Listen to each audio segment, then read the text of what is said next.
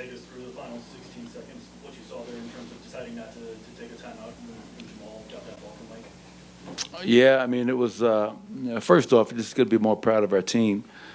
Give the Lakers a lot of credit. They played great tonight. And I think we're at 5 to go. They're up by 8. And we closed out in 20-10 run, I believe. And for those that have been following us for a long time, that's Jamal Murray right there. I mean, he can struggle, he can struggle, he can struggle. He sees one go in, and he's never shying away from the moment, the spotlight, and that was just an incredible play. They were smart late. They put LeBron on him. They put AD on Nikola so they could switch, and he got to his spot. And it was great because everybody on the team, coaches, players, all night long kept on telling Jamal to stay with it. Stay with it. We know what you're capable of. We need you. And for him to go 6 of 8 in the fourth quarter and score 14 points was amazing. And, yeah, I called the timeout, the possession before we scored. We got the stop, tie game.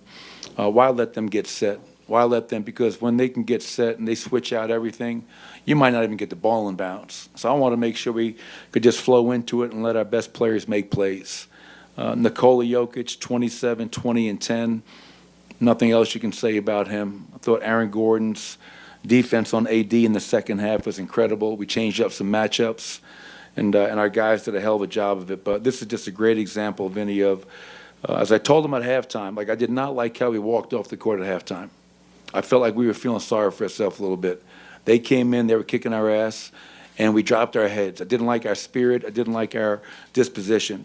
And I told them that at halftime. I said, it's a lot of basketball left. Stay with it. You know, this is a funny business. And our guys did that.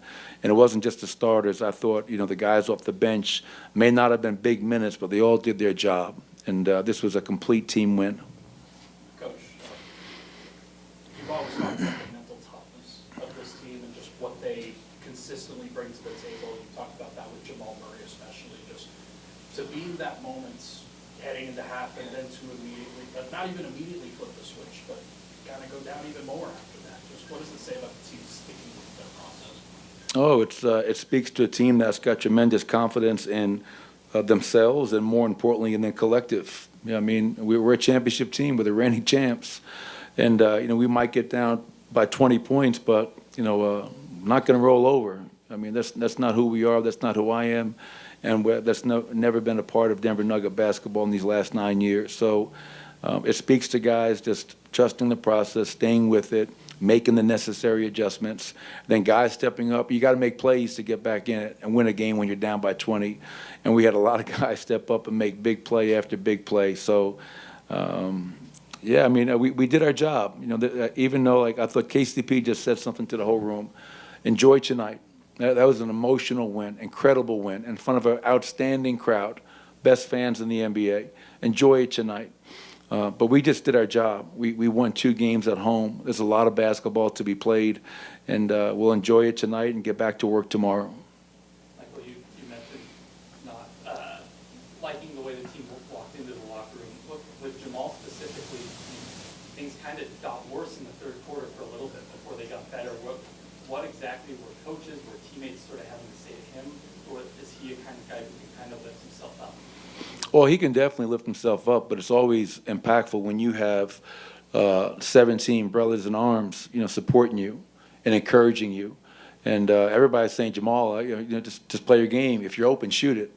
You know, what you don't want a guy doing is now all of a sudden getting gun shy because now he's not playing his game. He's not going to be held, you know, scoreless or not making shots for 4 quarters. And tonight in that fourth quarter was a great example of that. So, like guys like DeAndre Jordan, the entire bench, the second half, just imploring guys to stay with it, keep your heads up. You know, call a timeout. We're down 20. Stay with it. You know, just got to chip away. You know, I don't have a 20-point play in my playbook. You know, you just got to chip away at it. You got to get stops. And I think at one point in that third quarter, we got 10 stops in a row. Which is outstanding.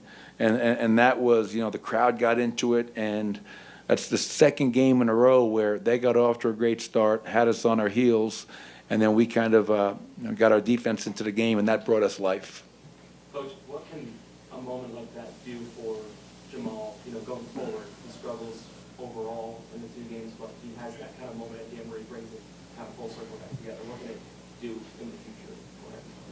Honestly, I mean, I don't think it will do much for him because he's already a very confident player. I was reminiscing about the first year we made the playoffs 6 years ago in the first round against New Orleans. And, people are begging me to take him out of the game in game 2 because he was struggling. And I remember telling him at halftime, I said, hey, man, like, I love you. You're our future. Go out there and play. And he wins a game for us in that second quarter. And that allowed us to win that series. So Jamal is a guy that it doesn't take much for him. He knows that this entire team, staff, players, whatever you want to call it, have his back. But he's a confident young man. And making a shot like that is only going to help him in that regard. But I'll be honest, I don't think he needs much help. His playoff exploits, all the commercials right now, there is a playoff Jamal. There is. I mean, just the proofs and the stats. Man, what he does in the postseason is just incredible. And a lot of guys that have been all-stars can never even come close to doing what he does in the postseason. Coach, when you break down the team, you say family. What does family mean to you? The family means you got each other's backs, good times and bad times, up 20 and down 20. If a guy is 0 for 10 or he's 10 for 10, family is unconditional love. And I think we have had just so many examples of that in my 9 years, but this is a really connected group, and they share in the other person's success. There is no me in that locker room, it's we, and that's what a family is about. You mentioned AG. I can hear you. Yeah, sorry. You mentioned AG. There were so many moments defensively on this stage when he stepped up. Where does that rank, given how hot AD's coming into that? How that changes that? Yeah, that was the decision at halftime. AD was cooking. He didn't feel us. We didn't give enough help. And then we just, Joke wanted to guard him the first couple of minutes, see if we can disrupt him. And then we went to Aaron on him. We went to Nicole on Rui. We went to KCP on LeBron. KCP did an outstanding job as well.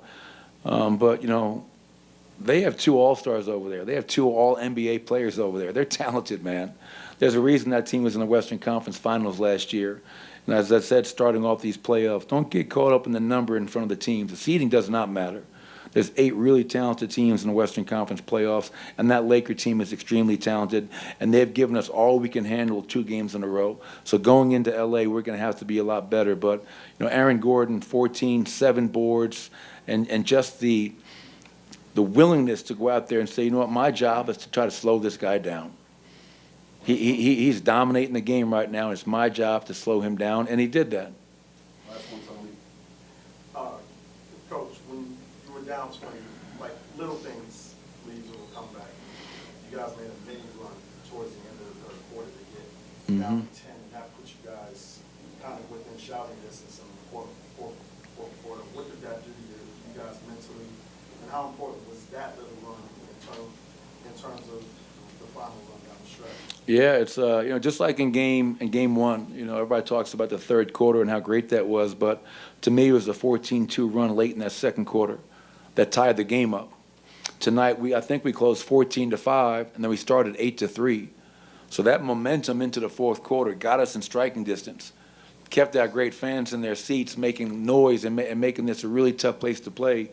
So you always want to close quarters and take that momentum, and I couldn't agree more. I thought that close to that third quarter was, that's a 22-8 run when you combine the close of the third and start of the fourth. And when you're down 20, you need all that. Go ahead, Scott. I'll give you a bad boy question. Fair to say Michael Porter Jr.'s best game of the playoffs in his young career? That's tough to say. I mean, obviously at 22-9 tonight, 6 of 10 from 3. But 20 games last year on our way to a championship. I thought Michael had some great games last year as well. But how about this? His best game of this playoffs. Like that? All right. Thanks, everybody.